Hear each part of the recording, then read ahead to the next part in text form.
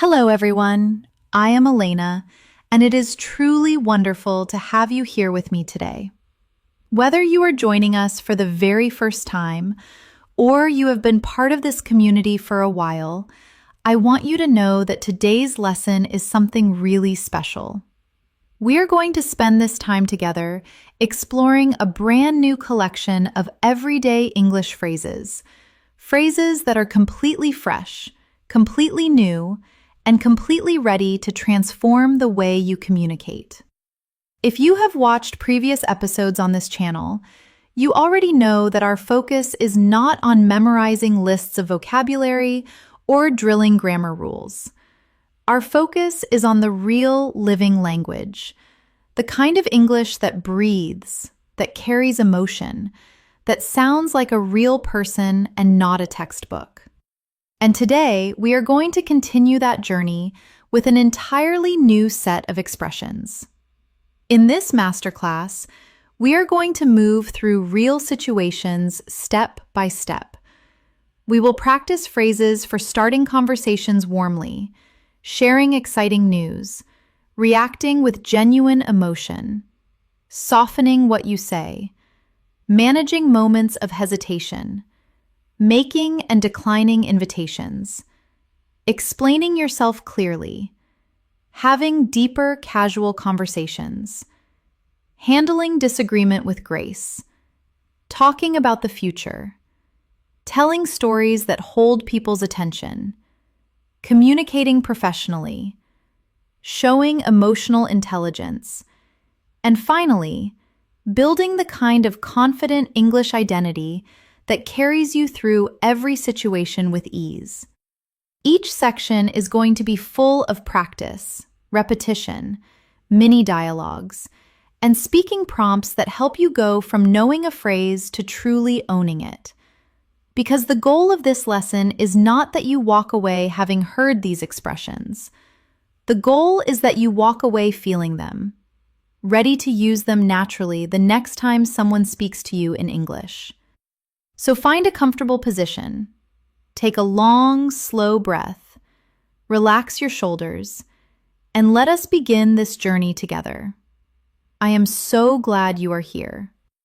Let us begin at the very beginning, with the first moment of a conversation. That opening moment when you greet someone and set the whole tone for everything that follows. Most learners rush through this part without realizing how powerful it is. But think about it. When someone greets you warmly and naturally, how does that feel? It feels welcoming. It lowers your guard. It makes you want to keep talking. And that is exactly the effect we want your English to have on people. Today, we are going to learn a set of phrases that help you open conversations in a way that feels genuinely human, not rehearsed, not stiff, but warm and real. Let us start with a phrase that is simple but incredibly effective in the right moment. Long time no see. This is one of those expressions that native English speakers use all the time when they run into someone they have not spoken to in a while. Maybe weeks, maybe months, maybe even years. And the beauty of it is that it carries both surprise and warmth at the same time. Imagine you are walking through a grocery store and you spot a former classmate you have not seen since college. Your face lights up and you say, "Oh, wow, long time no see. I was just thinking about you the other day. How have things been treating you?" That single phrase, "long time no see," immediately signals that you recognize the person. You are happy to see them, and you want to reconnect. Listen, long time no see. Say it, long time no see. Echo that with a smile in your voice. Long time no see. Now let us pair that with another very natural follow-up question. What have you been up to? This is a wonderfully open and friendly question. It gives the other person space to share whatever they want about their life. It is not too formal, not too intense, just warm and curious. Listen. What have you been up to? Your turn. What have you been up to lately? Let us try both phrases together in a short scene. You bump into an old colleague outside a cafe. You say, "Oh, hey, long time no see. What have you been up to lately?" They say, "Not much really, just keeping busy with the kids." You respond, "Oh, I completely understand. Things have been pretty hectic on my end too. Do you have a few minutes to catch up?" Notice how natural and flowing that is. No awkward pauses, no stiff formality, just two people reconnecting warmly. That is the power of starting a conversation with the right phrases. Now let us add a few more warm conversation openers to your collection, because different situations call for different tones. When you want to check in on someone, maybe a colleague who has had a tough week or a friend who has been dealing with something difficult, instead of jumping straight to, "How are you?" try something more personal like, "How are you holding up?" This phrase shows that you notice when someone might be going through something. It shows care and attention.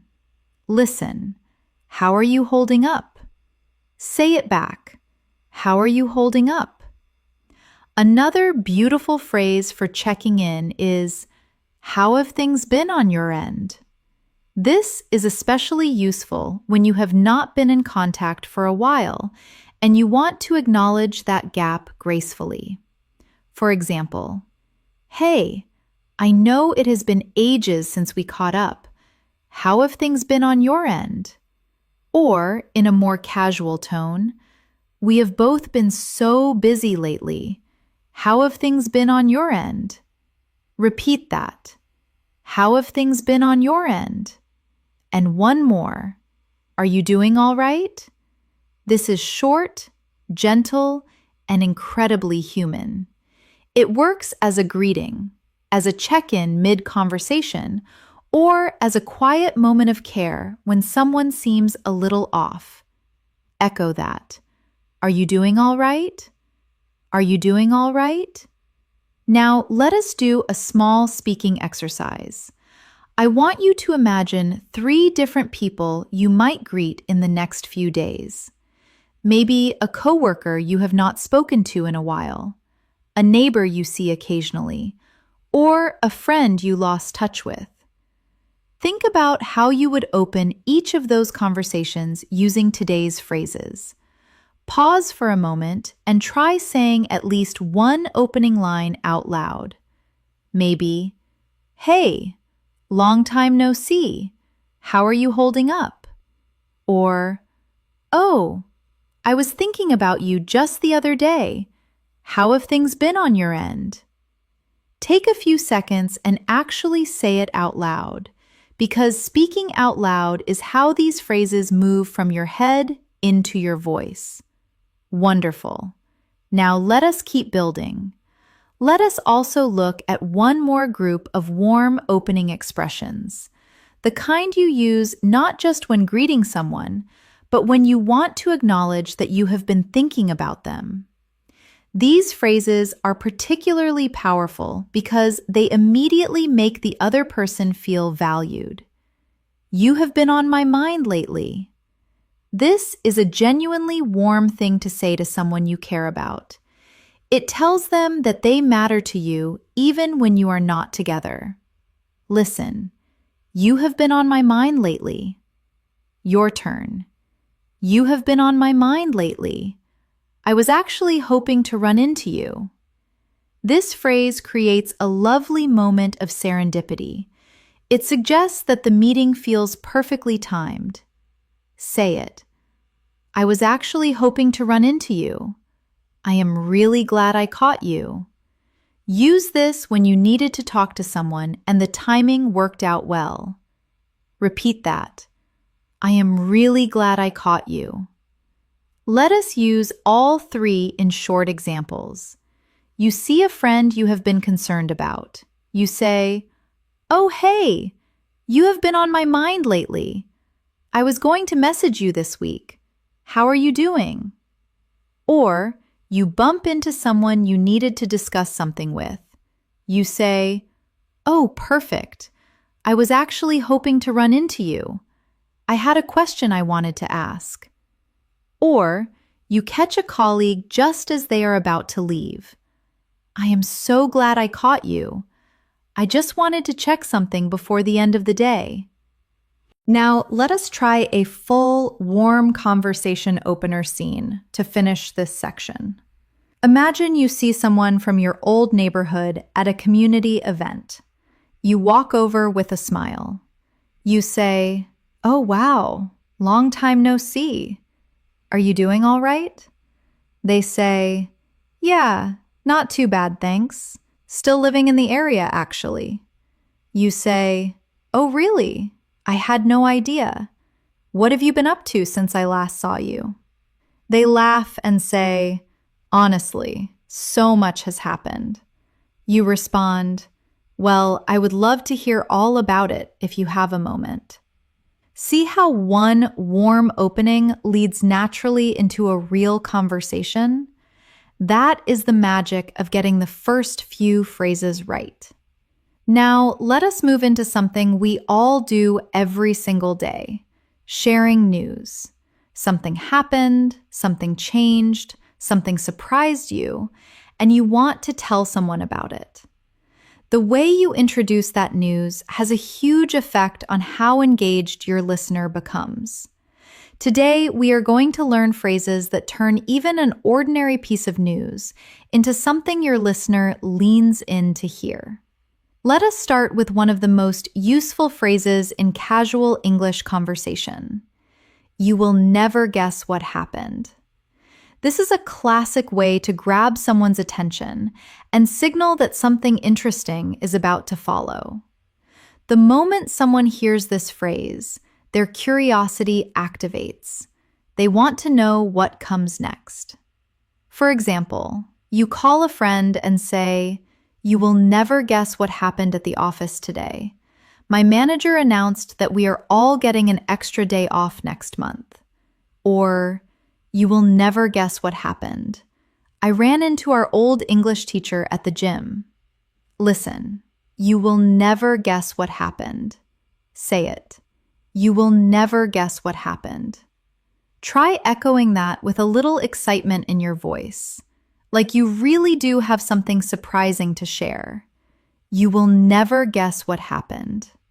Now, let us add another brilliant phrase for introducing surprising news. Get this. This is short, informal, punchy, and very natural in spoken English. When you say, "get this," before a piece of news, it signals that what follows is going to be surprising or interesting. For example, "I was walking home from work last night, and get this, I found out the little bakery on our street is closing down next week." Or, "I checked my email this morning, and get this, I got a message from someone I had not heard from in 10 years. Listen, get this. Your turn. Get this. Say it naturally, like you would in a real conversation. Get this. Now, let us practice a mini exercise.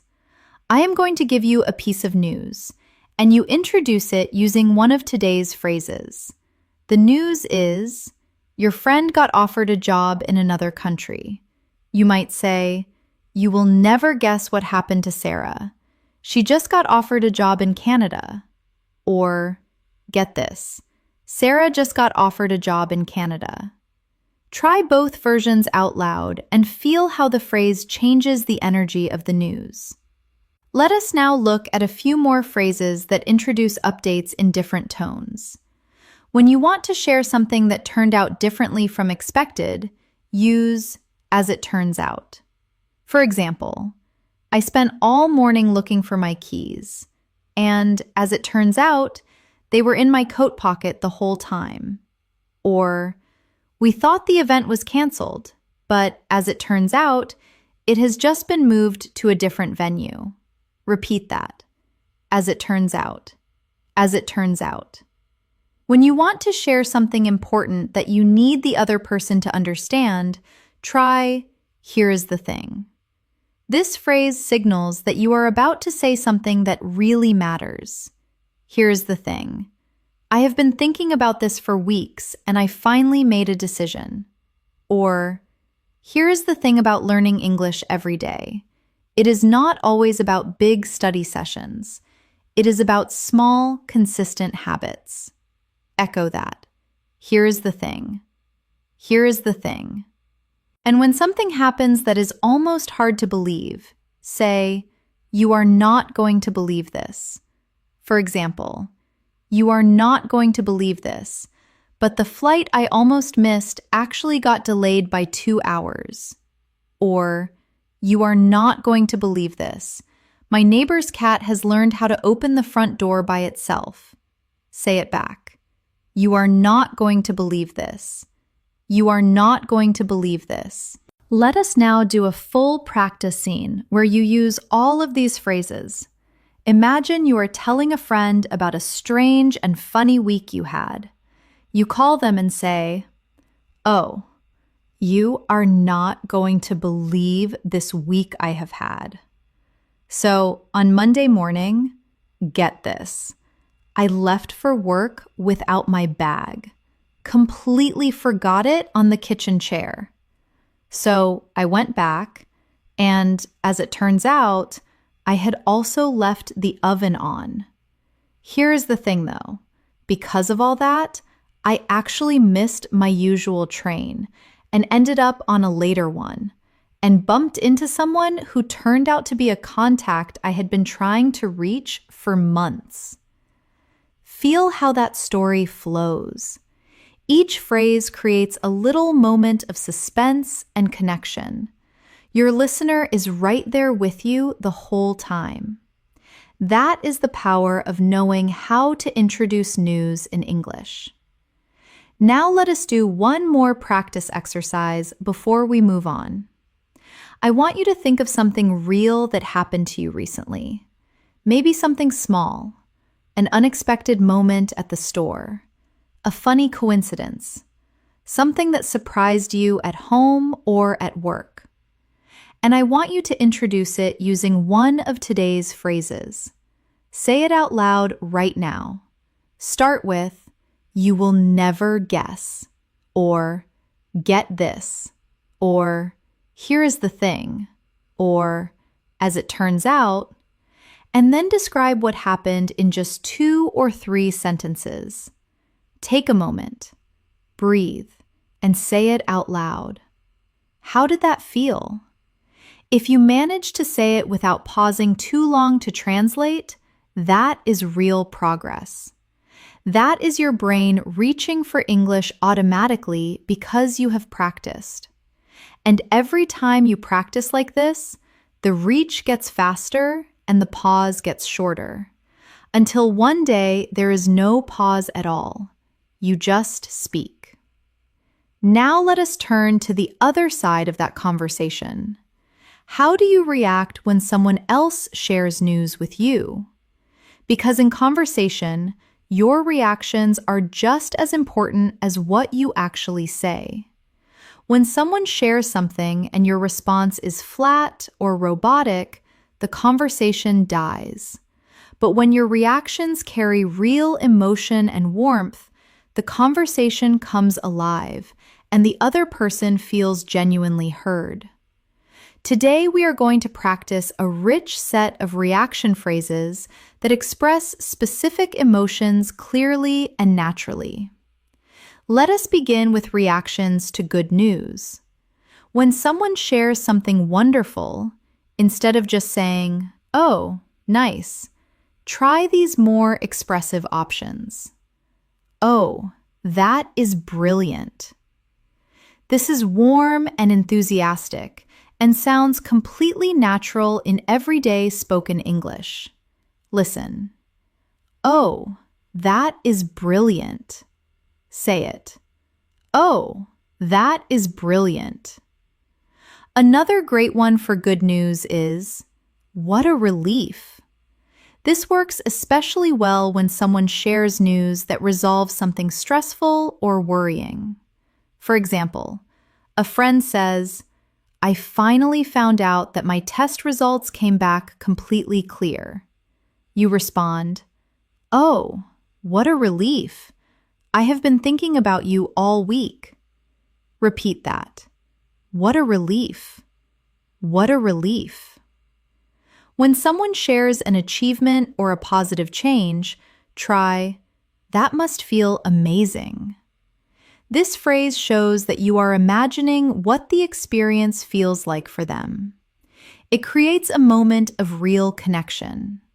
For example, a colleague says, I just got confirmation that I passed my professional certification. You respond, oh, that must feel amazing. All that preparation finally paying off. Echo that slowly. That must feel amazing. That must feel amazing. And for warm, genuine happiness for someone else, try, I am so glad to hear that. Your turn. I am so glad to hear that. I am so glad to hear that. Now let us practice these in short scenarios. Your friend calls and says, I got the apartment I applied for. You say, oh, that is brilliant. When do you move in? Your colleague says, my daughter just started walking for the first time yesterday. You respond, oh, what a wonderful moment. That must feel amazing. Your friend says, I finally sorted out that situation with my landlord. You say, I am so glad to hear that. It has been going on for so long. Now let us look at reactions to difficult news.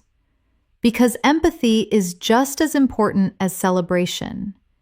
When someone shares something hard, instead of saying, oh, that is bad, or I am sorry, try these more human responses.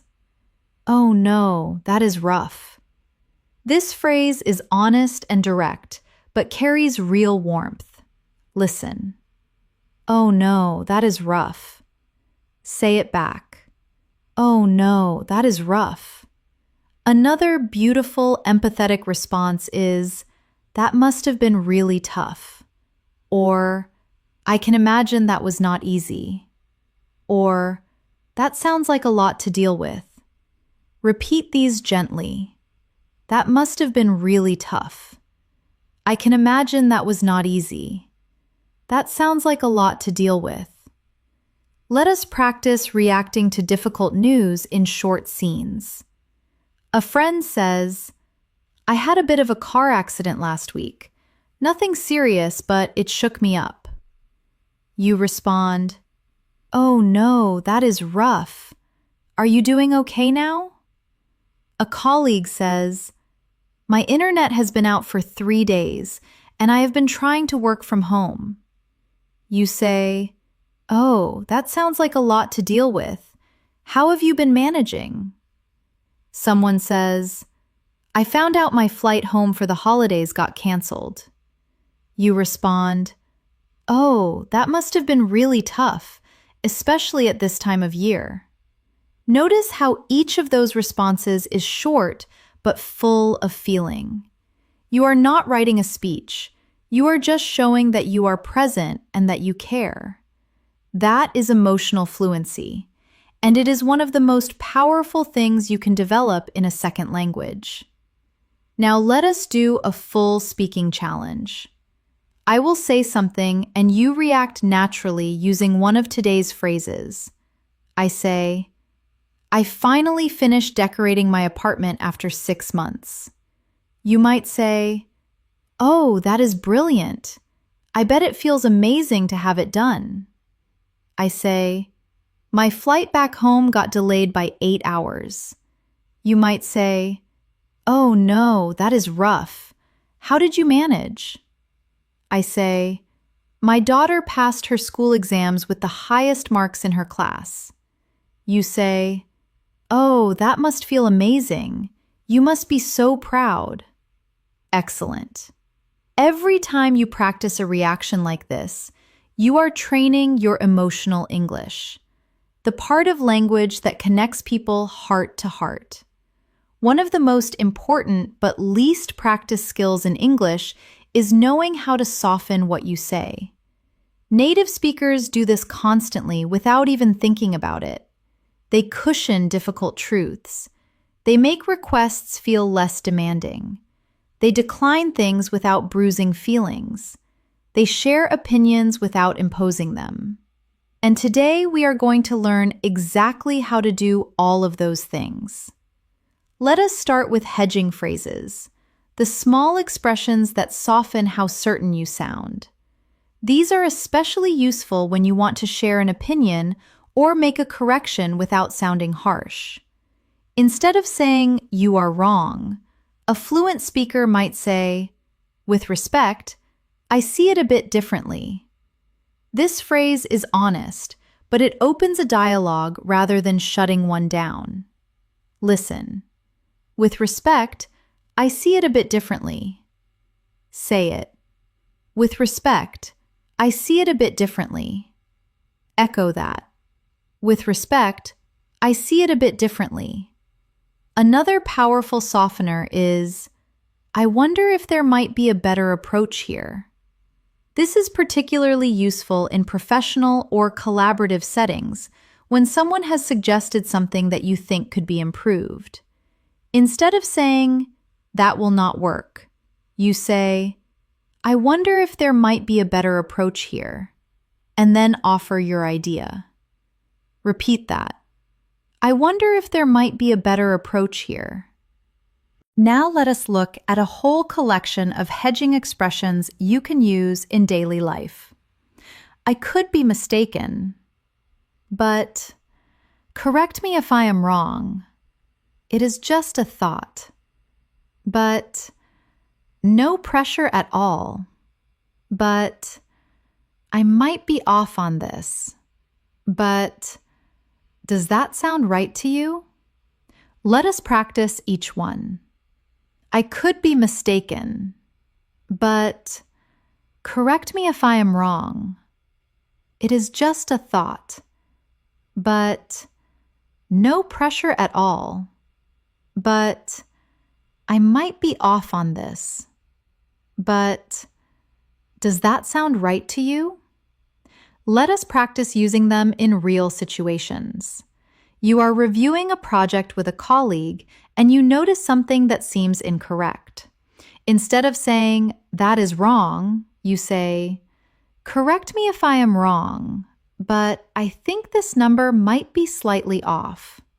Or, "I could be mistaken, but I thought the deadline was originally next Tuesday." Your colleague checks and confirms you are right. You say, "No worries at all, just worth checking."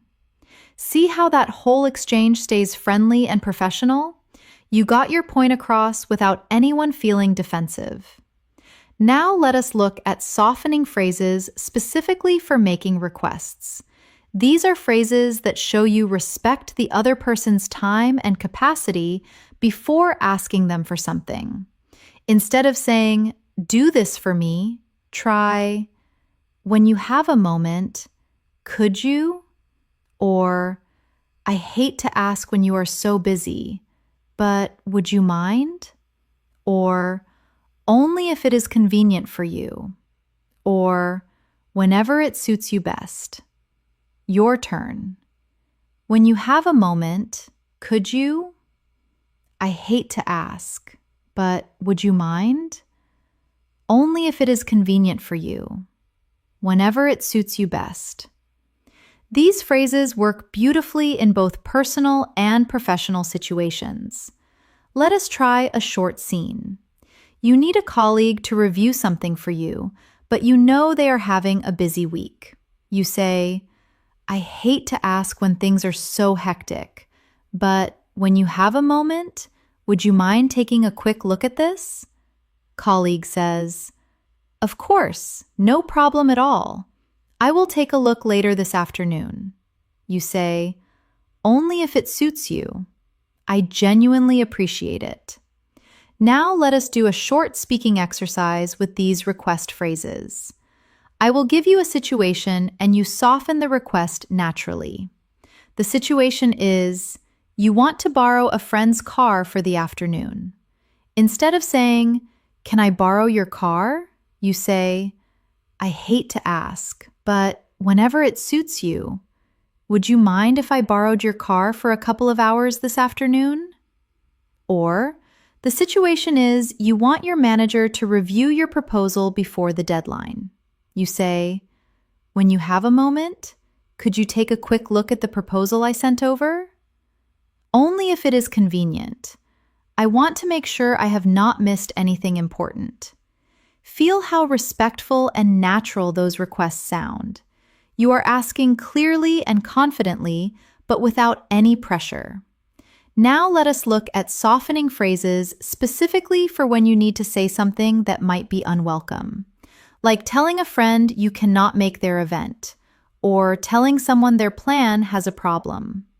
Instead of just delivering the uncomfortable truth directly, try cushioning it first. "I really wish this were different, but..." This phrase expresses genuine regret before the difficult message. Say it back. "I really wish this were different, but I hope this does not come across the wrong way. But..." This phrase signals that your intention is kind, even if the content is sensitive. Listen, "I hope this does not come across the wrong way, but I say this with complete respect." This phrase reassures the other person that what follows comes from a good place. Say it. "I say this with complete respect." Let us practice using these in real situations. A friend has asked for your honest opinion on something they created, and you think it needs improvement. You say, "I hope this does not come across the wrong way, because I think what you have created is genuinely interesting. I just wonder if the ending could be a bit stronger." Or, a colleague suggests an approach you think is risky. You say, "I say this with complete respect, but I wonder if we have considered what happens if this does not work out the way we expect." Now, let us practice a few softening phrases for giving feedback, because one of the most delicate communication situations is telling someone their work could be better without making them feel bad.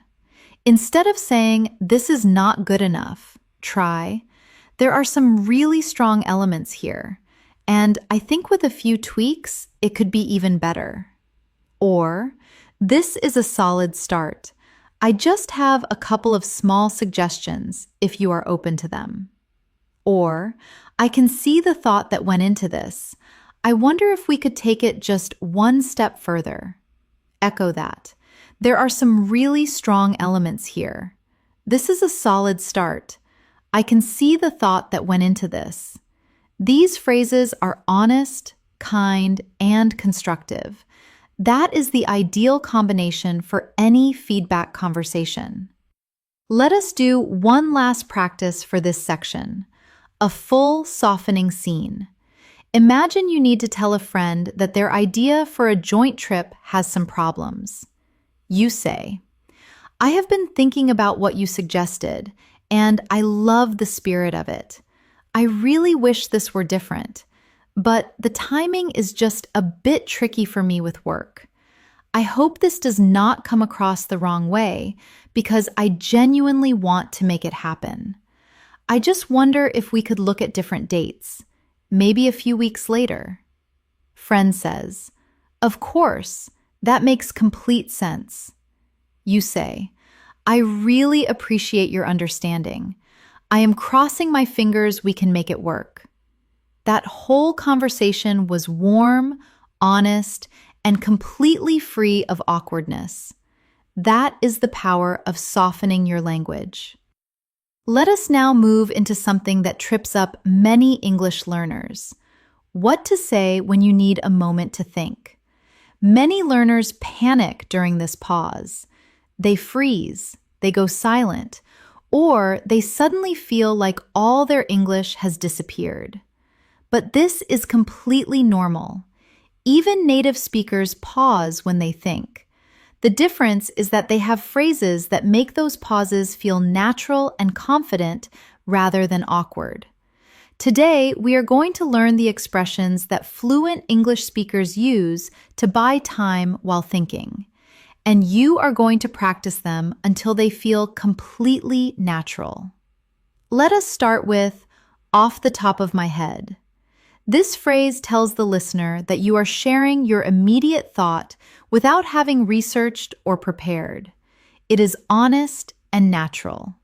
For example, someone asks you what the best restaurant in your area is, and you say, off the top of my head, I would say that little Italian place on the corner, but I am sure there are others. Listen slowly. Off the top of my head. Off the top of my head. Feel how it flows. Off the top of my head. Now, let us add another very useful one. That is a good question. I need to think about that for a second. This is especially helpful in professional situations, or when you are asked something complex and you want to give a thoughtful answer. It shows that you take the question seriously, and it buys you the time you need without any awkwardness. Repeat that. That is a good question. I need to think about that for a second. You can also shorten it to, give me a second on that, or let me think that one through. Both are natural and perfectly normal in everyday conversation. Your turn. Give me a second on that. Let me think that one through. Here are more thinking phrases you can add to your collection. Bear with me for a moment. This is warm and polite. It asks the listener to be patient while you gather your thoughts. Say it back. Bear with me for a moment. Bear with me. I am trying to find the right way to put this. Use this when you have the idea, but you are searching for the best words to express it. It is incredibly natural and relatable because everyone has experienced that feeling. Echo that slowly. I am trying to find the right way to put this. How do I explain this? This is a thinking out loud phrase that shows you are working through your explanation in real time. It sounds genuine and thoughtful. Say it. How do I explain this? And one more beautiful one. It is on the tip of my tongue. This is for those moments when you know a word or piece of information, but you cannot quite access it right now. For example, oh, what is that film called? You know, the one with the two brothers. It is completely on the tip of my tongue. Listen, it is on the tip of my tongue. Now let us do a short practice exercise. I will ask you a question and you will answer naturally using at least one of today's thinking phrases. Question 1. What is your favorite thing about learning English? You might say, that is a good question. Bear with me for a second. I think what I enjoy most is the moment when something suddenly clicks. When a phrase you have been practicing just comes out naturally. You were not nervous, it just came. That feeling is incredible. Question 2. What advice would you give to a new English learner? You might say, off the top of my head, I would say do not wait until you are ready, because you will never feel completely ready. I am trying to find the right way to put this, but it is kind of like jumping into cold water. The first second is the hardest. After that, it is fine. See how naturally those thinking phrases carry you through the moment. They keep the conversation alive. They buy you time. And they actually make you sound more thoughtful and engaged, not less fluent. Let us now move into a beautiful area of everyday English, making and responding to invitations. These moments happen constantly in daily life. Someone asks you to join them for something. You invite a friend somewhere. Plans are made or changed. And each of these moments has its own set of natural phrases that make everything feel smooth and warm. Let us start with making invitations, because how you invite someone sets the tone for their response. Instead of a flat, "Do you want to come?" try these more natural and warm options. Fancy joining us for lunch? This is a beautifully casual British-influenced phrase that has spread into everyday English worldwide. It is friendly and low pressure. It invites without demanding. Listen. Fancy joining us for lunch? Say it. Fancy joining us for lunch? Would you be up for grabbing a coffee sometime? This is warm and casual and perfectly suits a new friendship or a reconnection. It is open-ended. It does not commit to a specific time immediately, which makes it feel relaxed and easy to say yes to. Repeat that. Would you be up for grabbing a coffee sometime? Would you be up for grabbing a coffee sometime? A few of us are heading to the market on Saturday. You should come along. This phrasing is very natural in speech. You are not making a formal request. You are just including them in something you are already planning. You should come along. Echo that. You should come along. You should come along. Let us add one more. We are thinking of going to see that new exhibition next weekend. Would you want to join? Notice the phrase, "we are thinking of." It makes the plan sound flexible and easy to join rather than already set in stone. Your turn.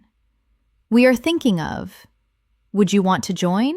Now for accepting invitations. When you want to say yes with genuine enthusiasm and warmth, try these alternatives to just saying yes or okay. Count me in. Short, enthusiastic, and completely natural. Say it back. Count me in. Count me in. I would love to. This is warm and clear and leaves no room for misunderstanding. Listen. I would love to. I would love to. That sounds like a plan. This phrase confirms the invitation and suggests you are already mentally getting ready for it. Say it. That sounds like a plan. That sounds like a plan. I am so in. This is more casual and very enthusiastic, perfect for close friends and relaxed situations. Repeat that with energy. I am so in. I am so in. Now for declining invitations, because not every invitation can be accepted, and how you say no matters enormously for maintaining warmth in a relationship. Instead of just saying no or I cannot come, try these gentle and friendly alternatives. I wish I could, but I am tied up that day. This phrase is warm and regretful. It shows that you would have liked to come, but you have a prior commitment. Echo that. I wish I could, but I am tied up that day. I will have to sit this one out. This is casual and not at all defensive. It simply acknowledges that this particular occasion will go ahead without you. Your turn. I will have to sit this one out. I will have to sit this one out. Rain check. This wonderful phrase means you are declining now, but you want to take them up on the offer another time. It is friendly and keeps the door open. Say it back. Rain check. Rain check. Another time for sure. This is similar. It declines gracefully while expressing genuine interest in doing it eventually. Listen. Another time for sure. Let us now do a full practice scene. Friend says, "Hey, a few of us are heading out for dinner on Friday night. Fancy joining us?" You say, "Oh, I would love to.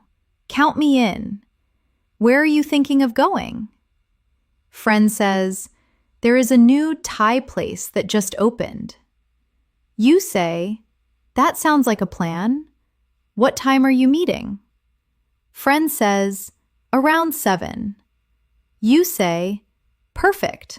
I will be there." Now practice the other side. Friend says, "We are going to the outdoor concert on Sunday. You should come along." You are not free that day.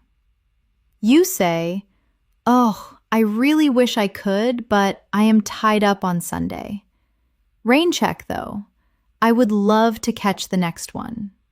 Feel how both of those responses maintain the warmth of the friendship, regardless of whether you are going or not. That is social fluency, knowing how to navigate these everyday moments with grace. Now, let us look at one of the most practical communication skills there is: explaining yourself clearly and making sure the other person has understood you correctly. Misunderstandings happen in every language, but in a second language, they can feel more stressful. Today, we are going to learn phrases that help you navigate those moments calmly and confidently. Let us start with rephrasing phrases, the ones you use when you realize what you said was not quite clear enough and you want to try again. What I am trying to say is, this is one of the most natural and useful rephrasing phrases in English. It signals that you have more to add or that you want to express the same idea more clearly. For example, I do not think we should rush this decision. What I am trying to say is, taking a few extra days to think it through could actually save us time in the long run. Listen, what I am trying to say is, say it. What I am trying to say is, to put it another way. This is a wonderful phrase for introducing a simpler or different explanation of the same idea. For example, the process involves quite a few steps. To put it another way, think of it like following a recipe. Each stage has to happen in the right order for the result to work. Repeat that. To put it another way. To put it another way. What I mean by that is, this phrase is similar but slightly more direct. It picks up a specific word or idea you just used and unpacks it further. For example, I think she handled it really maturely. What I mean by that is, she stayed calm when most people would have reacted very differently. Echo that. What I mean by that is, what I mean by that is, let me rephrase that. This is a clean and direct way to acknowledge that your first attempt was not quite right and you want to try again. It is refreshingly honest and very natural. Your turn. Let me rephrase that. Let me rephrase that. Now let us look at phrases for checking whether you have been understood. After explaining something important, especially something technical or emotional. It is always a good idea to check in with the other person. Try. Does that make sense? Short, natural, and inviting the other person to respond. Say it back. Does that make sense? Does that make sense? Are you with me so far? This is especially useful in longer explanations where you want to check in partway through rather than waiting until the end. Listen. Are you with me so far? Are you with me so far? Does that track? This is a slightly more modern and informal phrase that is widely used in conversation and professional settings alike. Say it. Does that track? Does that track? Am I being clear? This is a self-checking phrase that shows humility and a genuine desire to communicate well. Repeat that. Am I being clear? Am I being clear? Now from the listener's side, when you need to check your own understanding, when you want to make sure you have understood correctly before responding, use these. So what you are saying is, this phrase is perfect for confirming that you have captured the main point of what someone said. For example, so what you are saying is, the project will go ahead, but with a slightly reduced budget. Is that right? Echo that. So what you are saying is, if I am following you correctly, similar but a little softer, it shows careful listening. Your turn. If I am following you correctly, just to make sure I have got this right. This is very natural and is used constantly in real conversation when someone wants to avoid misunderstanding something important. Say it back. Just to make sure I have got this right, could you walk me through that again? This is a polite and respectful way of asking someone to repeat or re-explain something. It is much softer than, "Can you say that again?" and works beautifully in professional situations. Listen, could you walk me through that again? Could you walk me through that again? Let us practice all of these in a short scene. Your manager explains a new process to you. You are listening carefully, but the middle part was a little unclear. You say, "Could you walk me through that again? I want to make sure I have got it right." Manager re-explains. You say, "Okay, so if I am following you correctly, I submit the form first and then wait for approval before starting. Is that right?" Manager confirms. You say, "Perfect. Does it matter what order the other documents go in, or is that flexible?" Manager clarifies further. You say, "That makes complete sense. Thank you for going through that." See how comfortable and professional that exchange is? You asked for clarification multiple times, but you sounded confident and engaged throughout. That is the difference between knowing these phrases and not knowing them. Now let us go a level deeper into casual conversation, because there is a difference between small talk and real conversation, and that difference lies in the questions you ask and the interest you show. Today, we are going to learn phrases that take a surface-level chat and turn it into something genuinely connecting. Let us start with curiosity phrases, the questions and expressions that invite someone to share more about themselves without feeling interrogated. What is that like for you?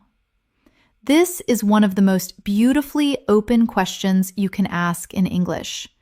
It invites someone to describe their experience, their feelings, their personal perspective, rather than just giving you a fact.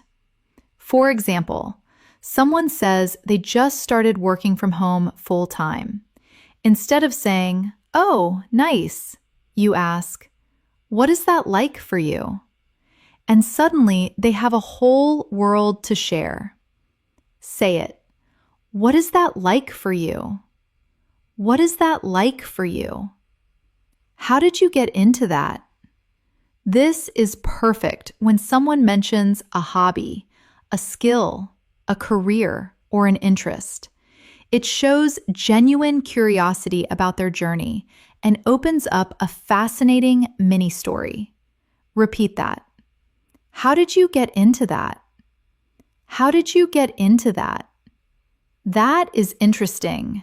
Tell me more. This is a phrase that every good conversationalist has in their toolkit. It is warm, direct, and shows that you are engaged and want to hear what comes next. Echo that. That is interesting. Tell me more. That is interesting. Tell me more. Have you always been into that? This question invites someone to share how a passion or habit developed over time. It is personal and warm without being intrusive. Your turn. Have you always been into that? Have you always been into that? What got you started? Similar to how did you get into that, but shorter and more casual. Very natural in friendly conversation. Say it back. What got you started? What got you started? Was it something you always wanted to do? This adds a reflective dimension to the conversation. It invites someone to think about whether this was a long-held dream or something that grew unexpectedly. Listen. Was it something you always wanted to do? How long have you been at it? This is a natural follow-up after someone shares an interest or activity. It shows continuity of interest and invites them to talk about their progress. Say it. How long have you been at it? How long have you been at it? Now, let us practice using these in a flowing conversation. Someone at a social gathering mentions they have been learning pottery lately. You say, "Oh, really? How did you get into that?" They say, "I saw a class advertised and just signed up on a whim." You say, "Was it something you always wanted to try?" They say, "Actually, no. I just needed something to take my mind off work." You say, "And what is that like for you, being creative with your hands?"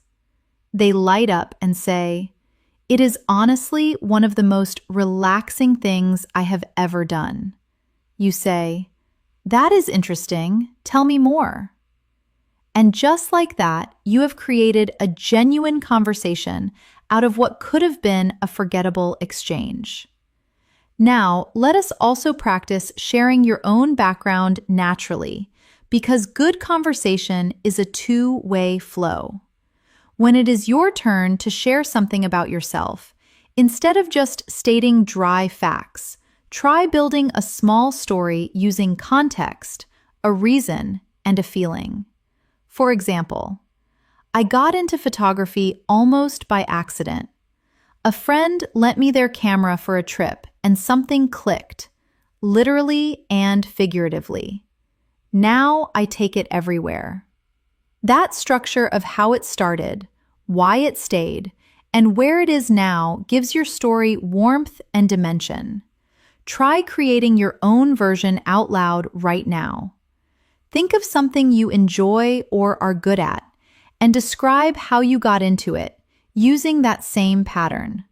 Take a few seconds, say it out loud, and notice how much more interesting it sounds than a simple list of facts. That is conversational storytelling, and it is a core skill of fluent English speakers. Now let us practice the full back and forth of a deeper conversation using all of today's curiosity phrases together. Imagine you are at a dinner party and you get talking to someone you have just met. They mention they recently started running.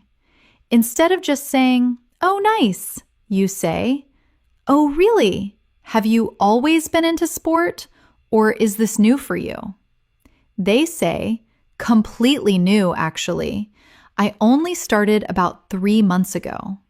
You say, what got you started? They say, honestly, I had a tough few months and I just needed something to clear my head.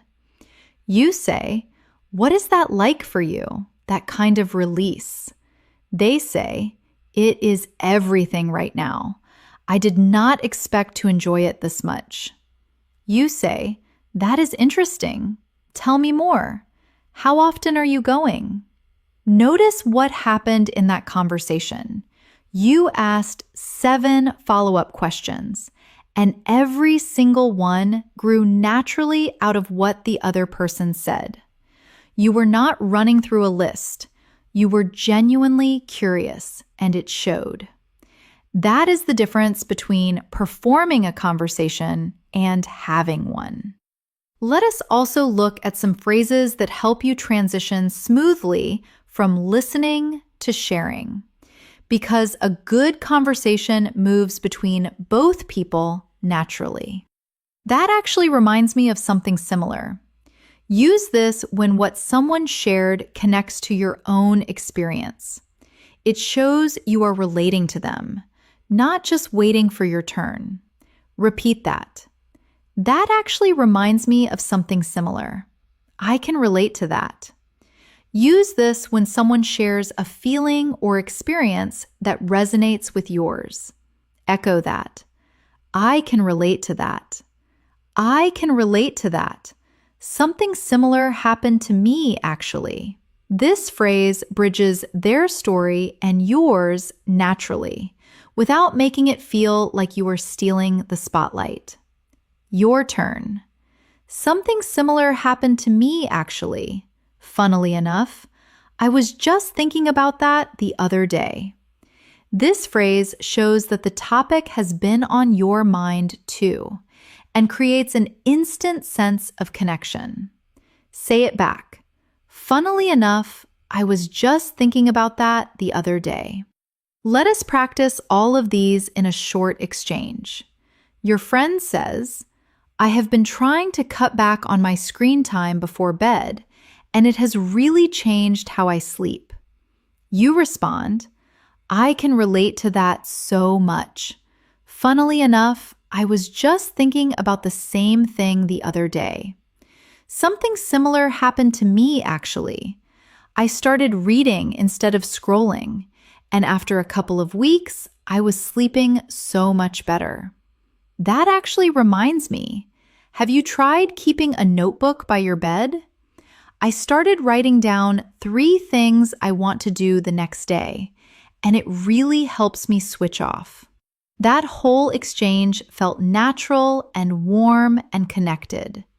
You listened, you related, you shared, and you added value to the conversation.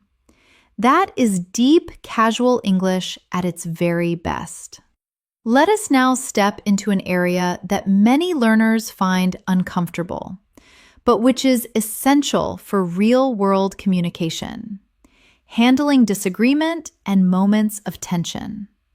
Whether it is a difference of opinion with a friend, a work conflict, or just a misunderstanding that needs untangling, knowing how to navigate these moments calmly and respectfully is one of the highest level communication skills you can develop. And English has a rich set of phrases that help you do exactly that. Let us begin with validation phrases, the expressions that acknowledge someone else's feelings before you express your own. This is called validation, and it is one of the most powerful tools in any language for reducing tension in a conversation. When you validate someone, they feel heard, and that makes them far more open to hearing your perspective in return. Try, I can see why you would feel that way. This phrase is incredibly powerful because it acknowledges the other person's emotional experience without necessarily agreeing with it. Listen, I can see why you would feel that way. Say it. I can see why you would feel that way. Another beautiful validation phrase is, that makes a lot of sense from your perspective. This shows that you have genuinely tried to understand where they are coming from. Repeat that. That makes a lot of sense from your perspective. And I hear you. And I want you to know that I take that seriously. This phrase does two things at once. It validates and it commits to engagement. It tells the other person that their concern matters to you. Echo that. I hear you, and I want you to know that I take that seriously. Now let us look at phrases for expressing your own view calmly after validating someone else. Instead of immediately launching into your argument, try cushioning your perspective first. At the same time, from where I stand, this phrase acknowledges that two perspectives can coexist. Your turn.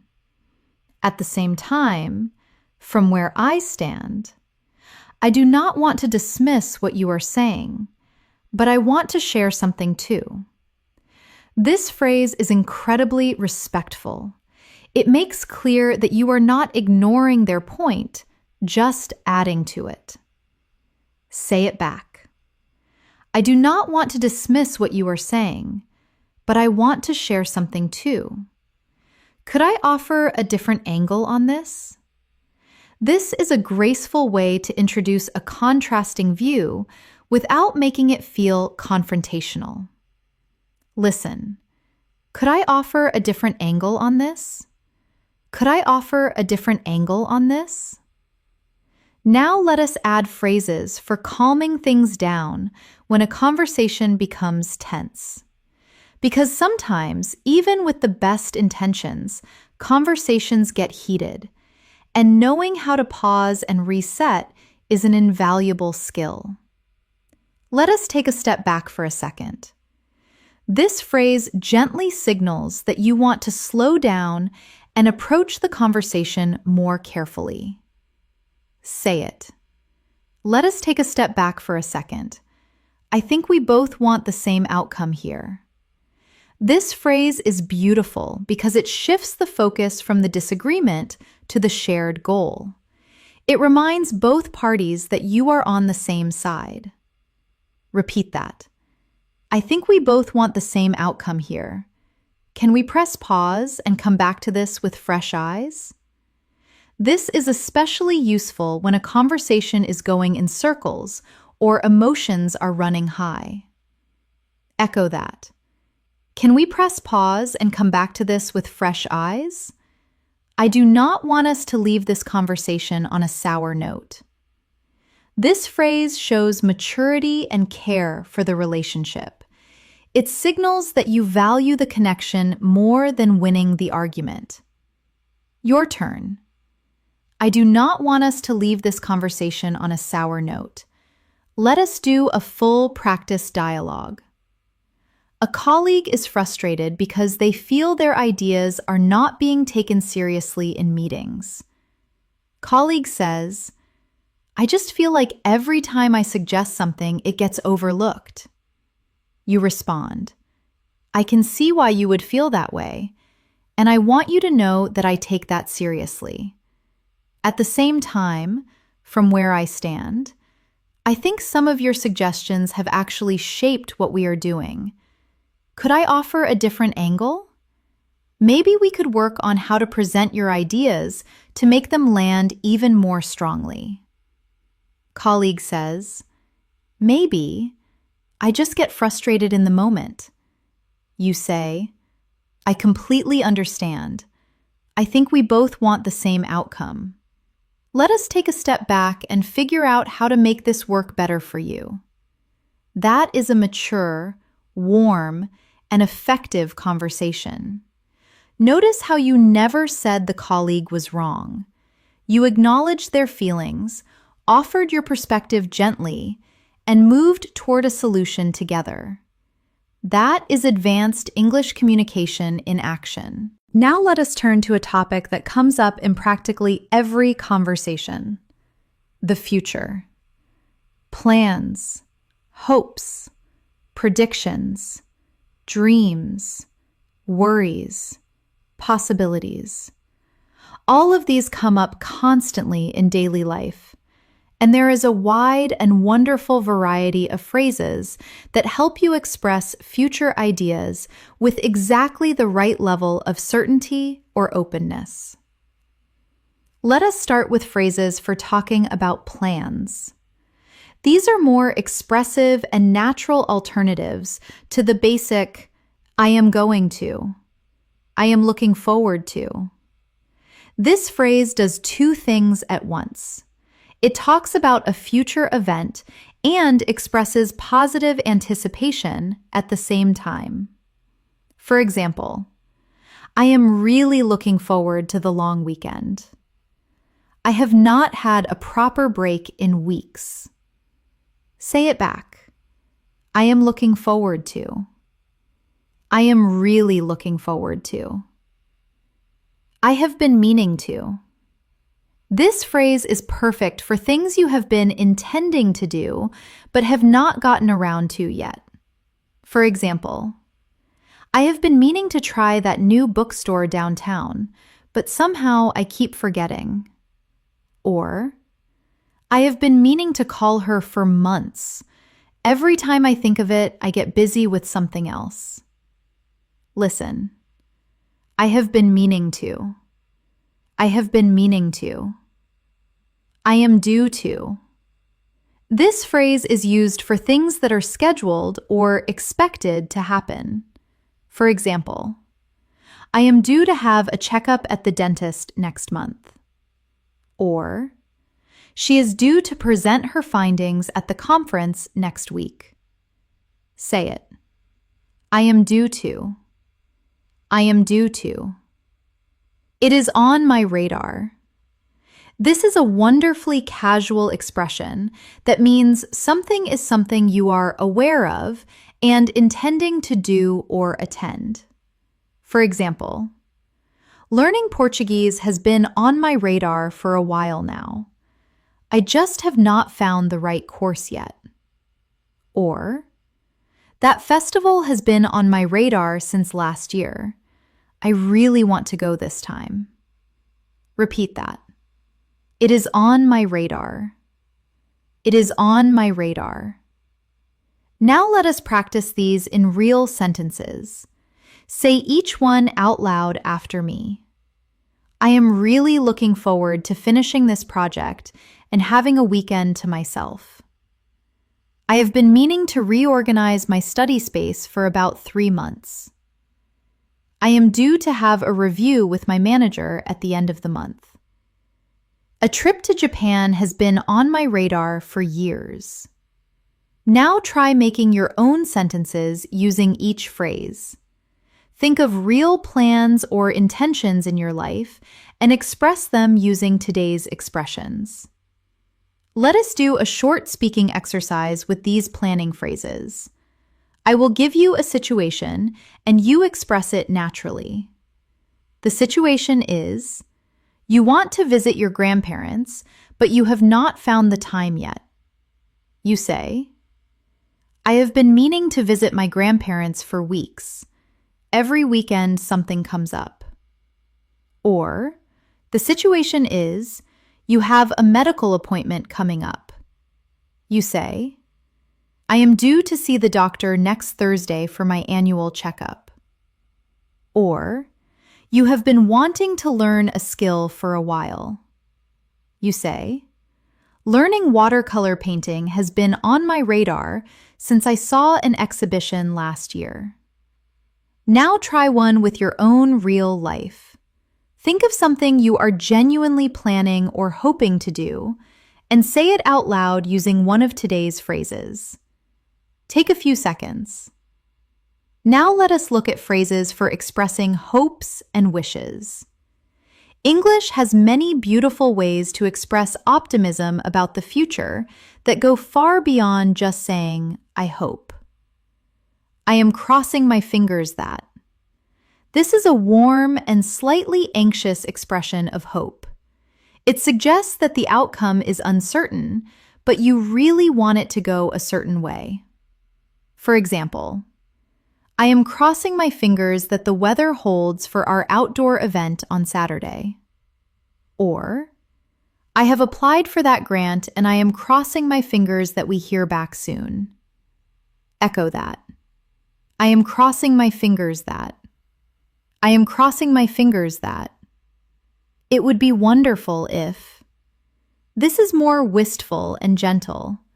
It expresses hope for something that is possible, but perhaps not certain. Your turn. It would be wonderful if. It would be wonderful if. With any luck. This phrase introduces a hopeful prediction. For example, with any luck, the traffic will not be too bad and we will make it in time. Say it back. With any luck. With any luck. Here is hoping. This short phrase is a warm way to express optimism at the end of a thought. For example, the flight is delayed, but here is hoping we still make our connection. Listen with warmth. Here is hoping. Here is hoping. Let us practice using these in a realistic daily conversation. Imagine you are talking to a colleague about an important upcoming presentation. You say, I have been meaning to rehearse it properly all week, but something keeps coming up. With any luck, I will have the evening free tonight. Colleague says, I am sure it will go well. You say, I am crossing my fingers. It would be wonderful if the technical setup works smoothly this time. Last time, the projector was a disaster. Colleague laughs and says, here is hoping for a smoother ride. You say, here is hoping indeed. Now let us practice phrases for predictions and gut feelings. Instead of just saying, I think something will happen, try, my gut feeling is.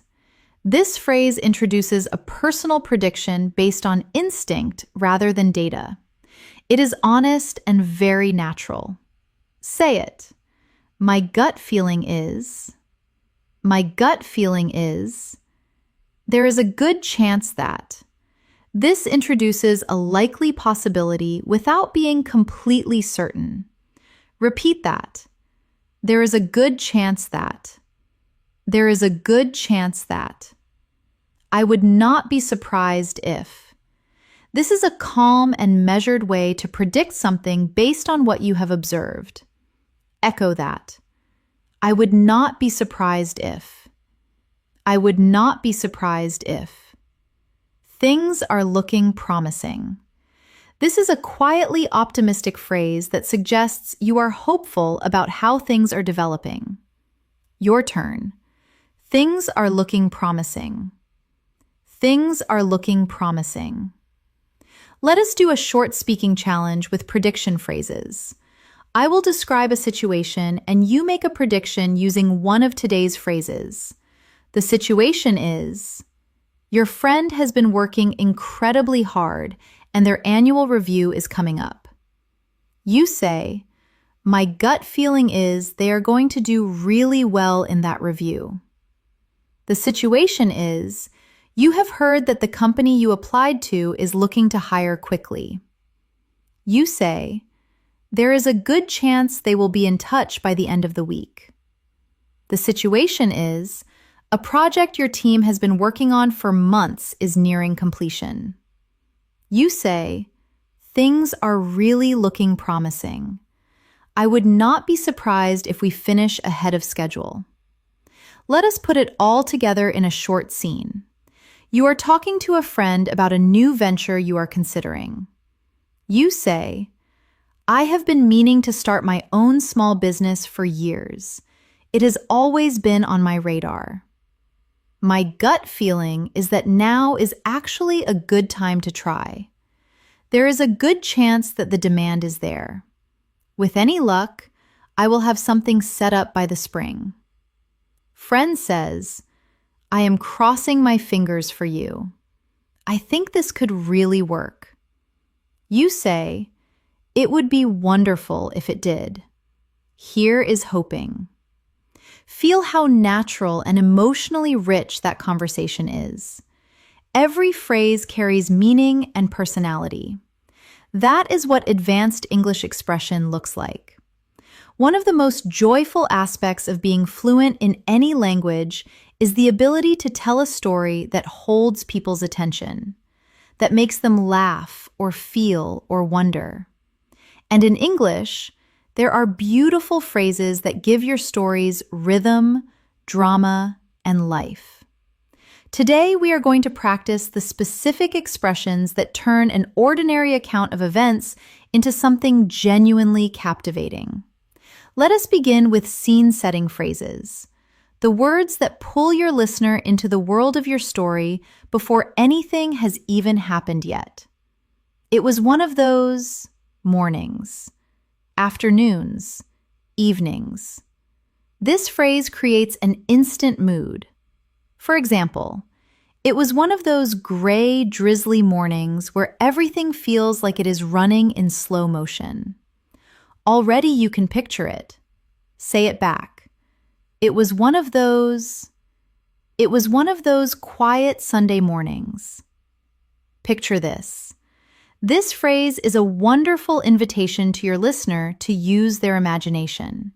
It puts them inside the story before you have even described it. Listen. Picture this. Picture this. So there I was. This phrase drops you right into the moment of the story. It is conversational and immediate.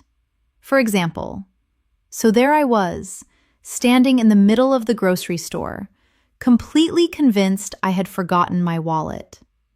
Say it. So there I was. So there I was. It all happened so fast. This phrase creates immediate tension. It tells your listener that something unexpected or dramatic is about to unfold. Repeat that. It all happened so fast. It all happened so fast. Now let us look at phrases that add drama and suspense mid-story. The expressions that keep your listener on the edge of their seat. And then out of nowhere. This is one of the most effective phrases for introducing a sudden twist or surprise in a story. Echo that. And then out of nowhere. And then out of nowhere. Just when I thought it was over. This phrase suggests that something unexpected happened after what seemed like the resolution. Your listener immediately wonders what comes next. Your turn. Just when I thought it was over. Just when I thought it was over. And that is when things got interesting. This phrase is like a signpost that says something important is about to be revealed. It creates anticipation beautifully. Say it back. And that is when things got interesting. And that is when things got interesting. You could have knocked me down with a feather. This is a wonderful idiom that means you were completely and utterly surprised. It is vivid and memorable. Listen, you could have knocked me down with a feather. Now let us practice building a full story using all of these. Take a deep breath and listen to this. And then we will repeat key parts together. It was one of those slow Friday afternoons at the end of a long week. Picture this. I am sitting at my desk with a cup of tea, thinking about nothing in particular, when my phone rings. So there I was, picking up the call without looking at the number, expecting it to be about something completely boring, and then out of nowhere, it was my old friend from back home, someone I had completely lost touch with and had been thinking about just the day before. You could have knocked me down with a feather. Just when I thought it was going to be an ordinary end to the week, it turned into one of the most unexpected and wonderful conversations I have had in years. And that is when things got really interesting, because it turned out we were both going to be in the same city the following month. Feel the rhythm of that story. Feel the pauses, the building suspense, the warmth of the ending. Now try telling your own short story using at least 2 of these phrases. It can be completely ordinary, a funny coincidence, a small surprise, a moment that caught you off guard. The phrases will do the work of making it feel alive. Let us also practice story closing phrases, the expressions that bring your story to a satisfying end. In the end, it all worked out. Say it. In the end, it all worked out. Looking back, I would not change a thing. Repeat that. Looking back, I would not change a thing. And that, as they say, was that. Echo that. And that, as they say, was that. It turned out to be one of those days you never forget. Your turn. It turned out to be one of those days you never forget. Practice ending a short story of your own with one of these phrases right now. Think of something that happened recently. Describe it in 2 or 3 sentences, and then close it with one of today's endings. Feel how much more satisfying the story becomes with a proper close. Now let us look at phrases that are especially valuable in professional settings: workplaces, meetings, presentations, collaborative discussions, client conversations. These environments require a particular kind of English, still natural, still warm, but polished and structured enough to earn trust and respect. Let us start with phrases for contributing your ideas when you are in a group setting. Because in many workplaces, especially international ones, the ability to introduce your idea smoothly and confidently is a skill that gets noticed. Building on what was just said. This phrase is beautifully collaborative. It signals that you have listened to the previous speaker and you are adding to their idea rather than competing with it. Say it back. Building on what was just said. Building on what was just said. Adding to that. Similar but shorter and slightly more casual. Works perfectly in fast-moving discussions. Listen. Adding to that. One thing worth considering is, this phrase introduces an idea or factor that you feel the group may not have fully addressed yet. It is confident but not aggressive. Say it. One thing worth considering is, we might also want to think about, similar to the above but slightly more tentative. It works well when you are raising a point that might complicate an existing plan. Repeat that. We might also want to think about, now for acknowledging someone else's contribution before adding your own. Because in professional settings, how you position your ideas in relation to others matters greatly. That is a valid point. And I would add, this phrase is clear, respectful, and efficient. Echo that. That is a valid point. And I would add, picking up on what you mentioned, this phrase shows that you were listening carefully to a specific detail and you want to develop it further. Your turn.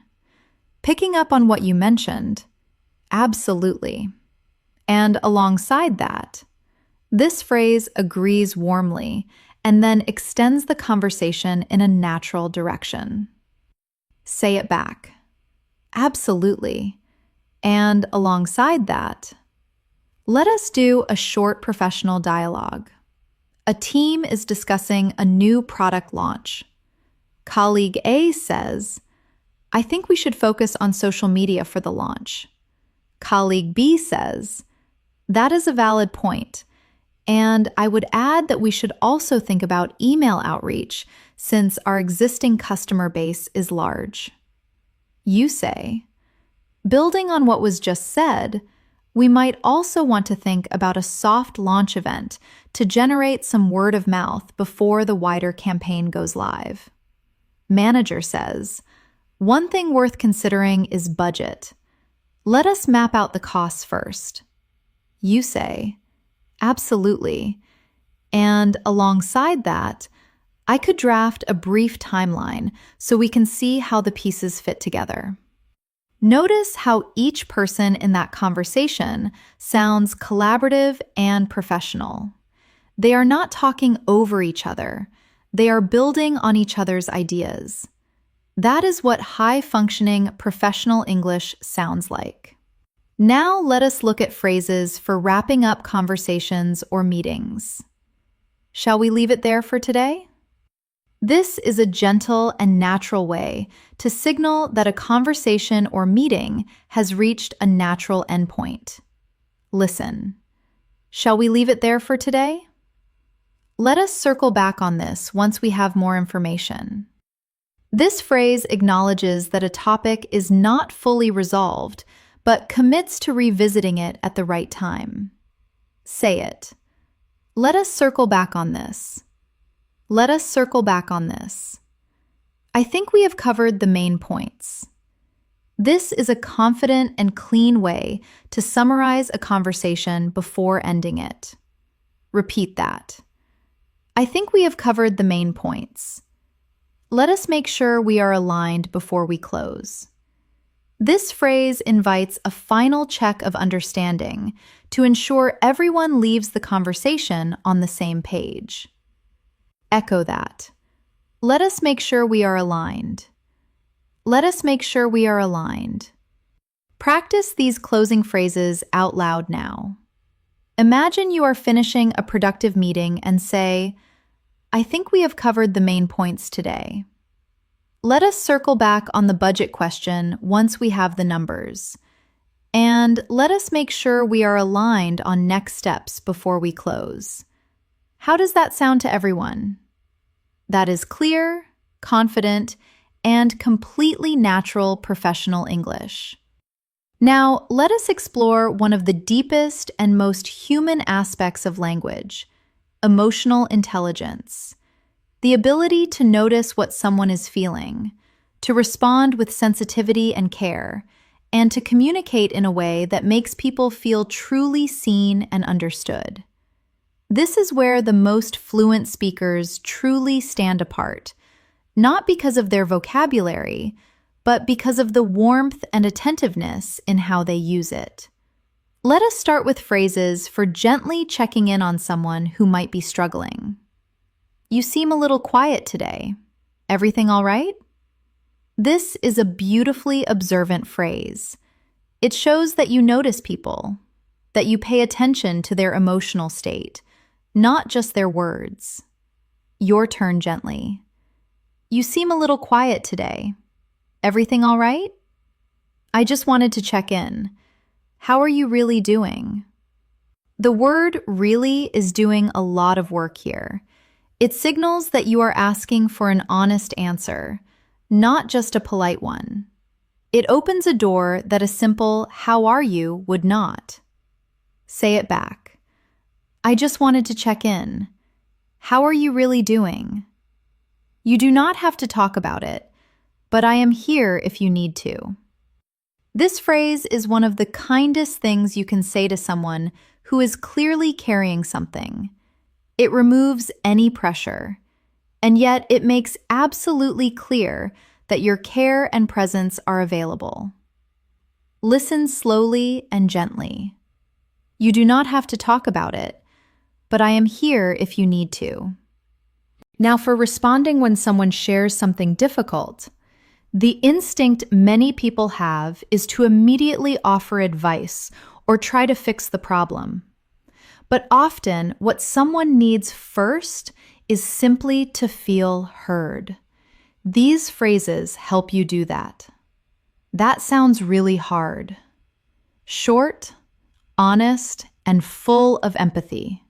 Say it. That sounds really hard. That sounds really hard. I can only imagine how that must feel. This phrase shows that you recognize the depth of someone's experience without pretending to fully understand it. Repeat that. I can only imagine how that must feel. It is okay to feel that way. This phrase is for moments when someone seems to be judging their own emotions, struggling with the fact that they are upset or frustrated or overwhelmed. Telling them it is okay to feel that way gives them permission to be human. Echo that. It is okay to feel that way. It is okay to feel that way. You do not have to have it all figured out.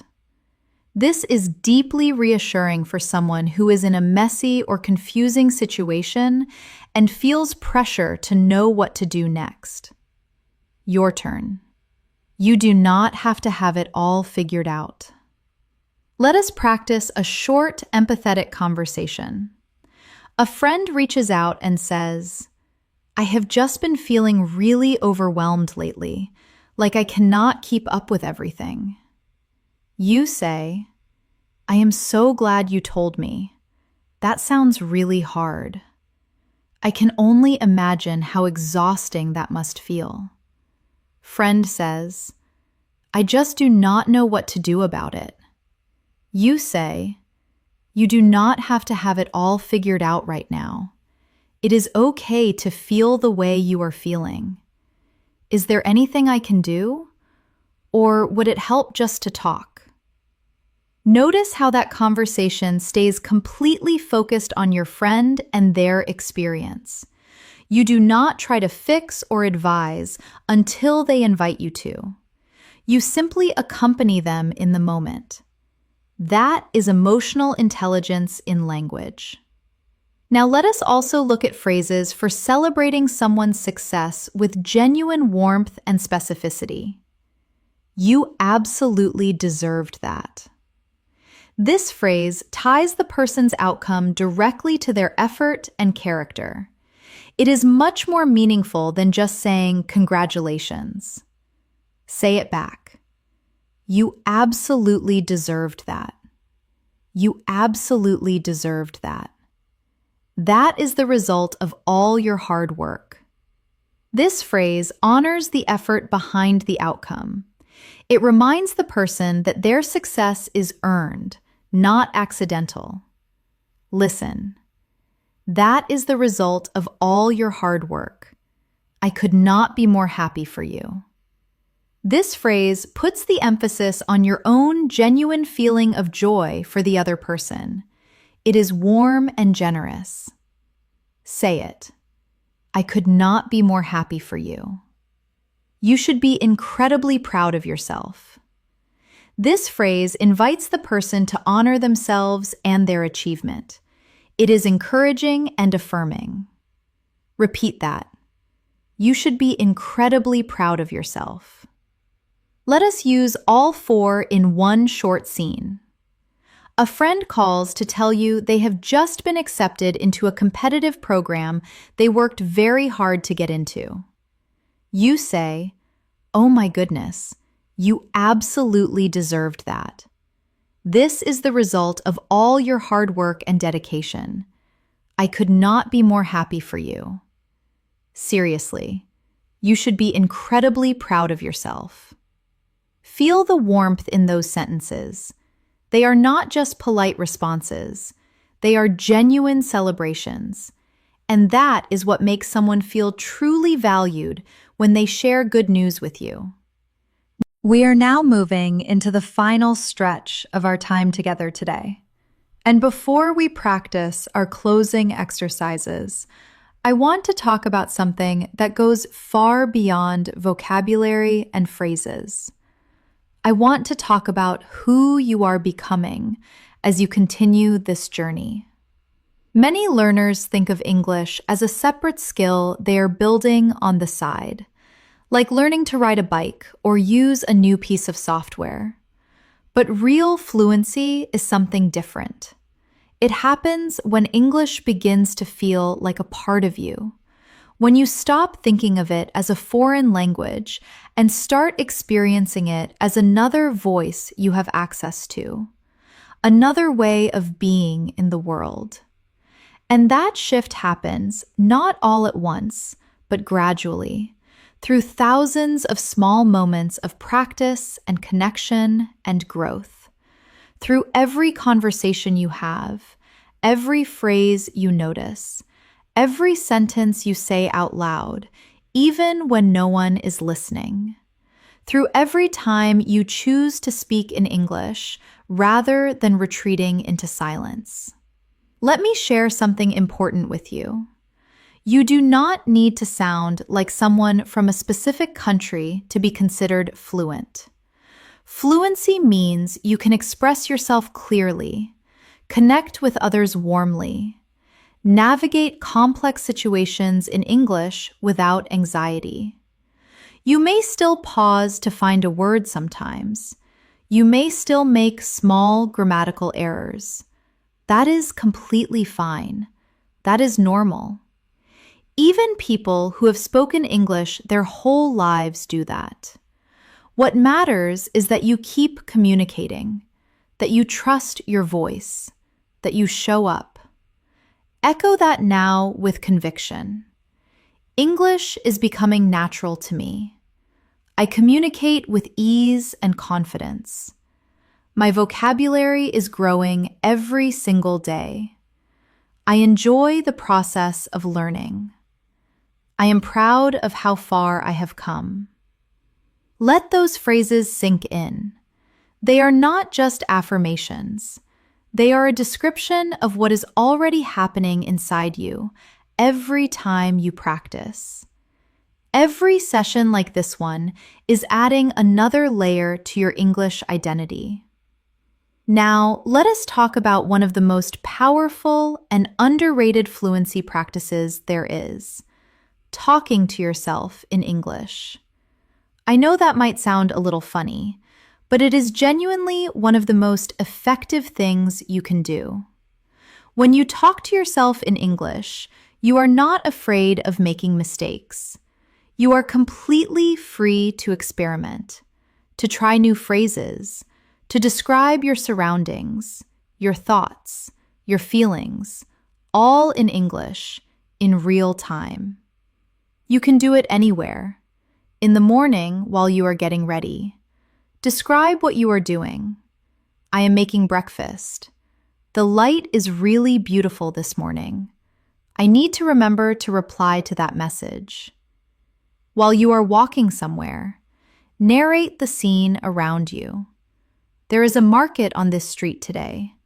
I wonder if that stall is always here. When you finish something, congratulate yourself. Right, that is done. I am actually quite pleased with how that turned out. These small moments feel insignificant, but they add up enormously over time, because you are training your brain to reach for English automatically, without the translation step, without the hesitation. And that is exactly where fluency lives. Let us also talk about building English into your daily habits in other ways. When you watch something in English, do not just consume it passively. Listen for the phrases, pause, and repeat lines you like. Ask yourself what the characters are feeling and try to describe it in English. When you read something in English, notice the expressions the writer uses and think about how you might use them in conversation. And when you have a real conversation in English, try something.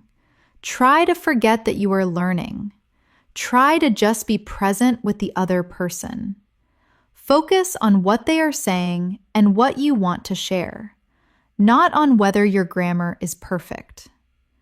The more you shift your attention from the language to the connection, the more natural the language becomes. Because language is a vehicle, not a destination, it is what carries the connection, not the connection itself. Now let us also talk about one of the most common fears that holds English learners back: the fear of making a mistake in front of other people. I want to address this directly because it is something almost every learner experiences, and understanding it can genuinely set you free. Here is the truth. Every single time you speak English and make a mistake, your brain records it. Your brain notices the gap between what you said and what you meant. And the next time a similar situation arises, your brain reaches for a better option. This is how language acquisition actually works. Mistakes are not failures. They are data points. They are your brain's way of adjusting and improving.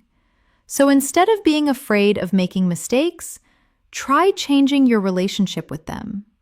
When you say the wrong word, correct yourself gently and move on. When you cannot remember a phrase, use one of today's thinking expressions and keep going. When someone does not understand you, rephrase calmly and try again.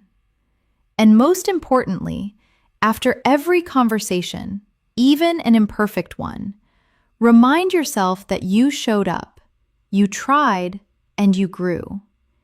Even if no one else noticed, your brain did. Say this with me softly.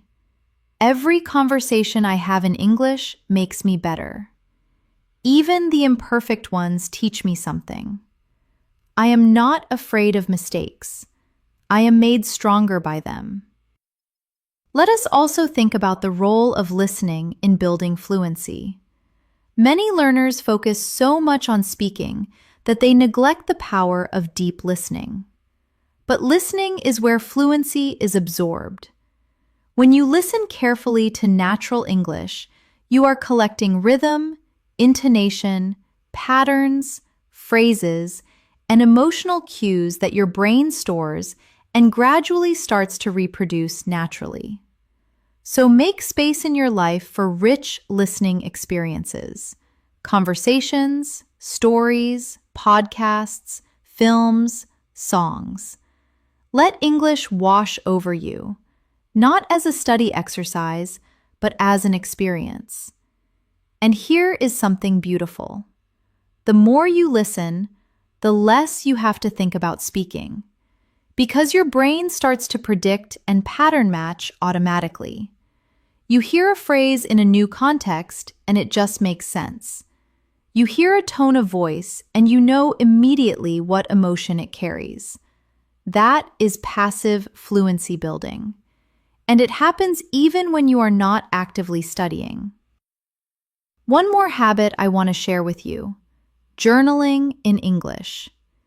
Even if just for 5 minutes before bed, writing down what happened in your day using English phrases is one of the most effective ways to cement new vocabulary and expressions into your long-term memory.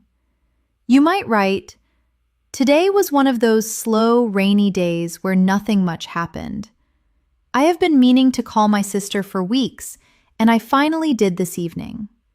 We talked for an hour, and it was wonderful.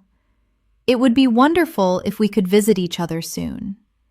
Simple sentences, real feelings, your actual life, expressed in English. There is nothing more powerful than that. Say this softly with me one more time. I am an English speaker. I express myself clearly and confidently. My voice in English is strong and natural. My accent is my own, and it is perfect exactly as it is. I am growing every single day. We have now come to the final part of our masterclass together, and I want to close by bringing everything we have practiced today into one rich and flowing conversation, a full circle practice that uses today's phrases in a natural and connected way. Imagine you are at a language exchange evening.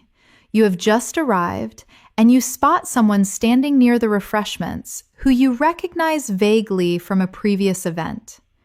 You walk over, you say, "Hey, long time no see. Are you doing all right?" They smile and say, "Yeah, pretty good, thanks. I was not sure you would be here tonight." You say, "I have been meaning to come to one of these for months. It finally made it onto my calendar." They laugh and say, "Me too. I only moved to this city recently, so I've been trying to find ways to meet people. You say, "Oh, really? What is that like for you, settling into a new city?" They pause and say, "It is honestly a bit of a mixed bag. Exciting, but also a little overwhelming at times." You say, "That sounds really hard at moments. I can imagine how much energy it takes. It is okay not to find your footing straight away." The conversation continues. They ask, "So, is English your first language?" You say, "No, I have been learning for a few years now. Off the top of my head, I would say the biggest change has been feeling less nervous when I speak. There was a moment a while back, I am trying to find the right way to put this, where something shifted and I stopped translating and just started communicating." They say, "That is interesting. Tell me more." You say, "Well, picture this. I was in a meeting and someone asked me something completely unexpected. And then out of nowhere, I just answered without thinking about the words, just focusing on what I wanted to say. You could have knocked me down with a feather. I had no idea I was that far along." They say, "That is brilliant. You absolutely deserved that moment." You say, "Thank you. That means a lot. I have been crossing my fingers that it keeps going like that. I think things are looking promising." They say, "I am sure they are, with that kind of mindset." You talk for a while longer, and eventually you say, "We should wrap up before the session starts properly. But I would love to continue this conversation. Would you be up for grabbing a coffee sometime this week?" They say, "I would love to. Count me in." You say, "That sounds like a plan. Let me give you my number." They say, "Great. It was so nice talking to you tonight." You say, "Same here. I am really glad I came. It turned out to be one of those evenings you never forget." Take a moment and read through that conversation again in your mind. Notice how naturally all of today's phrases fit into a single real interaction. Not forced, not rehearsed sounding, just human, warm, and genuinely connected. Every phrase you practiced today was designed to live in moments exactly like that one. Now, let us close with a few final reflections.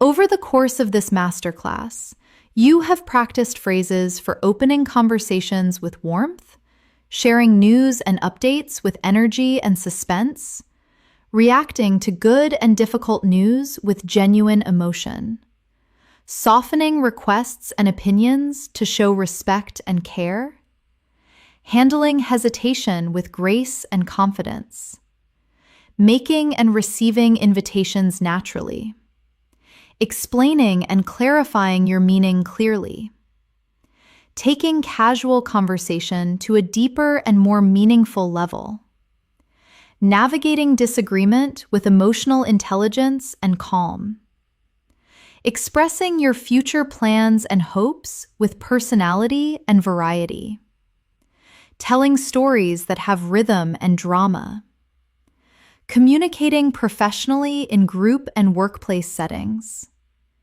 supporting others with empathy and celebrating their successes with warmth, and building the identity of a confident and growing English speaker. These are not phrases from a textbook. These are the expressions that real people use in real life every single day. And now they are yours. Before you close this lesson, I want to invite you to do just one thing. Choose 3 phrases from today. Write them down or say them aloud 3 times each. and then find one real opportunity to use one of them in the next 24 hours. In a text message, in a conversation, with a family member, with a colleague, with yourself, just once in a real moment.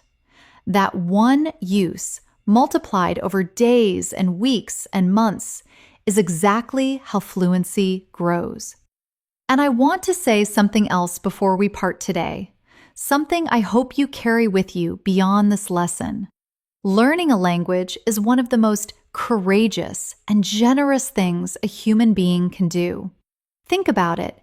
You are choosing to make yourself vulnerable, to speak imperfectly in front of others, to reach across cultural and linguistic distances in order to connect. That takes real courage. And every time you do it, you are not just improving your English, you are expanding your world. The phrases you practice today are not just tools for communication. They are bridges. Every time you say, "I can only imagine how that must feel," to someone who is struggling, you are building a bridge of empathy. Every time you say, "You absolutely deserve that," to someone who achieves something, you are building a bridge of encouragement. Every time you use, "I have been meaning to," or "things are looking promising," you are building a bridge between your inner world and the people around you. You are sharing yourself, your thoughts, your feelings, your experiences in another language. And that is extraordinary. So please do not measure your progress only in grammar tests and vocabulary lists. Measure it in moments of real connection. In the conversation where you made someone laugh. In the email where you expressed something difficult and said it just right. In the moment when you realized you had been speaking English for 20 minutes without thinking about the language at all. Those moments are your real milestones. Collect them, celebrate them, and let them fuel you forward. Let us close with our final reflection together. Say this with me softly and with genuine belief. I am growing every day. My English voice is becoming more and more my own. I will keep practicing, keep connecting, keep showing up. Because fluency is not a destination. It is a way of living in the language. And I am already on my way. Thank you so much for spending this time with me today. It has truly been a joy to learn alongside you. Until next time, keep your curiosity alive, keep your heart open, keep speaking from the most honest and natural place within you. This is Elena, wishing you confidence, connection, and endless growth. See you in the next lesson.